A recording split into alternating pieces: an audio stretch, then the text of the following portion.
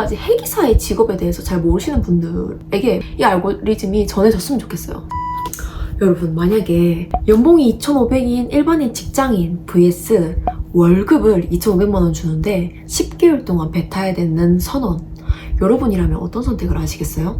제가 최근에 동기가 결혼을 한다고 해서 청첩장 모임을 다녀왔어요. 근데 그때 동기를 통해서 제가 들은 이야기를 좀 나눠볼까 하는데요. 동기가 탔던 배에 기관장님이 계신데 기관장님이 동기부여를 해주신다고 본인의 월급 명세서를 이렇게 보여줬대요. 근데 세후 2,500만 원이 찍혀 있었다는 거예요. 그래서 그 동기가 원래는 배 내려서 이제 육상에 자리를 잡아야지 라고 생각을 해서 준비까지 다 하고 했는데 다시 이제 배로 돌아간다고 하더라고요. 그때 기관장님의 나이가 몇 살이냐 물어보니까 30대 중반이에요. 30대 중반. 40대도 아니고 30대 중반. 그러니까 30 중반에 월급을 2,500 받을 수 있는 직업이 뭐가 있을까? 검색을 좀 해왔거든요. 검색해보니까 변리사, 그리고 뭐 세무사, 변호사 이런 사자 직업이 나오더라고요. 뭐 어찌 보면 회계사도 사자 직업이라 할 수 있겠네요. 그런데 그러면 다들 배 타야 되는 거 아니야? 그렇다고 해서 해양대학교 입결이 높냐? 그것도 아니에요. 제가 방금 검색해봤거든요. 2025년도 정시 입결 보니까 항해학부가 3.31이에요. 평균이. 가장 낮은 데를 봤더니 해군사관학부가 3.92예요. 3.92. 거의 뭐 4등급. 4등급이어도 들어갈 수 있다는 거죠. 해양대를. 그럼 해양대 입결은 왜 낮은가? 좀 신기하죠. 그래서 왜 청년들이 배를 안 타려고 하는가? 오늘은 거기에 대해서 좀 여러분과 나눠볼까 하는데요. 이 얘기를 듣기 전에는 당연히 뭐야, 월급이 2,500이면 배 한번 타볼만 한데? 그렇게 생각하실 수 있어요. 그쵸?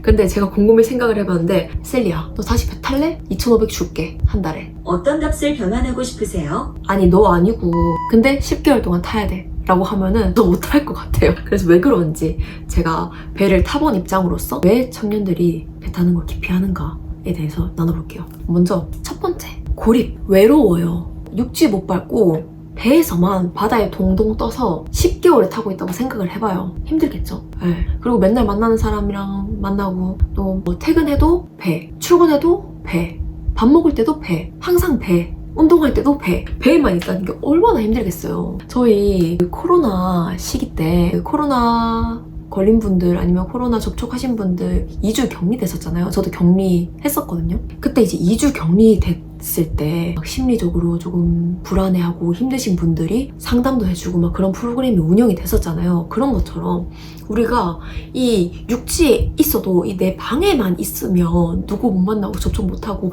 그러면 얼마나 힘들다는 거예요. 두 번째로는 인간관계. 내가 사랑하는 사람, 가족, 연인, 친구 못 만난다는 거죠. 10개월 동안 온라인으로 뭐 보이스톡, 페이스톡 이런 거 할 수 있겠지만 그게 아닌 이상 실제로 만날 수 없다는 게, 여러분, 사이버 연애를 한다고 생각을 해봐요. 그래서 인간관계가 참 어려운 부분이 많겠죠.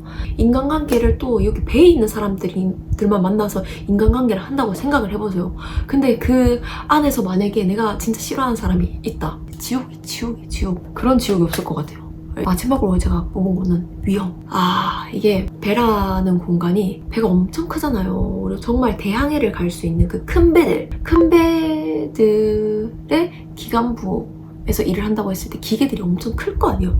엄청 크고 엄청 압력도 세고 하다 보니까 저도 사실 여객선 3,000톤 정도의 여객선에서 탔을 때 손가락이 잘릴 뻔했거든요. 여기가 아직까지도 제가 흉터가 있어요. 그러니까 사고가 진짜 한순간에 납니다. 그러니까 저는 이렇게 이제 순찰 들고 점검한다고 탁 건드렸는데 이게 손이 빨려 들어가요. 이렇게 그러면서 막 소리 지르고 막 난리가 났었는데, 그때 이게 안전사고가 배에서 나고, 또 제가 이제 실습 기관사로 배 탔을 때 조기장님이 치아가 좀 많이 아프셨어요. 그러니까 한날은 조기장님이 이가 사라지기 얘기해요. 앞니가. 조기장님, 앞니 어디 갔어요? 제가 막 걱정스러운 눈빛으로 그랬는데, 실기사, 내가 뺐다, 뺀치로 이러시는 거예요. 그래서 뺀치로 어떻게 빼요? 사랑니 보셨죠, 여러분? 저도 사랑니 여기 3개 뺐는데, 와, 그때도 이제 마취 깨면 아파가지고 뭐 못 먹고 막 이렇게 부어가지고 있는데, 와, 제 조기장님 진짜 대단해요. 그거를 본인이 빼셨대요.